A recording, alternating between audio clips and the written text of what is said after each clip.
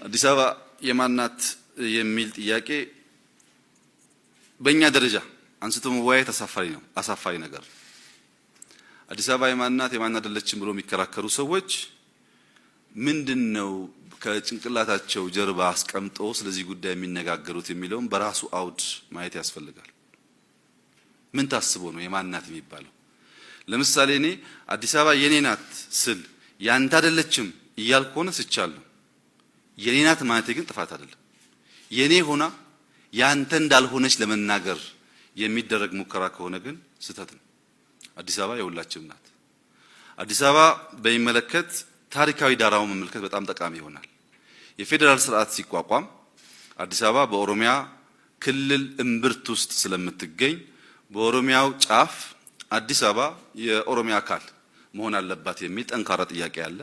በሌላ መንገድ በነበረው ውይይት አዲስ አበባ የፌዴራል መቀመጫ መሆን አለባት፣ በቻርተር የምትተዳደር ከተማ መሆን አለባት። ነገር ግን ከአጎራባች በአጠራት ክልል ውስጥ ባላት ዘርፈ ብዙ ግንኙነት የተነሳ ልዩ ጥቅም ማክበር አለባት የሚል ህገ መንግስቱ አስቀምጧል። ይህም በሚመለከት የኢትዮጵያን ፖለቲካ አሁን ያለውን ሁኔታ በትክክለኛ አቅጣጫ እንዳይሄድ ባልባሌ ጉዳይ ጊዜ እንድናባክን የምንፈልግ ሰዎች ናቸው አጀንዳውን ኢንተርቴን የሚያደርጉት።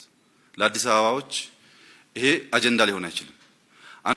ለዚህ ከተማ የሚያስፈልገው የሁሉ አቃፊ ተሸካሚ ስለሆነች በሚያስደንቅ ሁኔታ በኩራዝ የሚኖሩ ዜጎች ያሉባት ከተማም ጭምር ስለሆነች እቺን ከተማ እንዴት እንቀይራት ነው የኛ አጀንዳ መሆን ያለበት።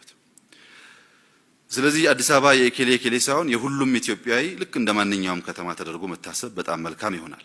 አዲስ አበባን መጥቀም ኦሮሚያን መጉዳት፣ ኦሮሚያን መጥቀም አዲስ አበባን መጉዳት እንዳይሆን ሆኖ እንዴት ሊሰራ ይገባዋል የሚለውን ጉዳይ ሁለቱ አስተዳደሮች በሰከነ መንገድ መምከር አለባቸው። አዲስ አበባም ሳይሳቀቅ ልማቱን ማቀጠል አለበት። እዛ አቅራቢያም ተጎዳን የሚሉ አርሶ አደሮች ተጠቃሚ መሆን አለባቸው። ይህም በሚመለከት አዲስ አበባ እና ኦሮሚያ ሲባል በአዲስ አበባ ውስጥ የኦሮሞ ልዩ መብት ማለት አድርጎ የሚያስቡ ሰዎች አሉ። አንድ ኦሮሞ አዲስ አበባ ሲኖር አንድ ጉራጌ አዲስ አበባ ከሚኖረው የተሻለ መብት ያለው አድርጎ የሚያስቡ ሰዎች አሉ። ይሄ ስህተት ነው። የኦሮሞ ክልል የኦሮሚያ ክልል ልዩ ጥቅም አለው ሲባል በሚያቀርበው ግብአት ልክ ሊያገኝ ይገባዋል ነው እንጂ እያንዳንዱ ኦሮሞ ከዛ እየመጣ እዚህ የተለየ ከሌሎች ዜጎች የተለየ ነገር ያገኛል ማለት አይደለም።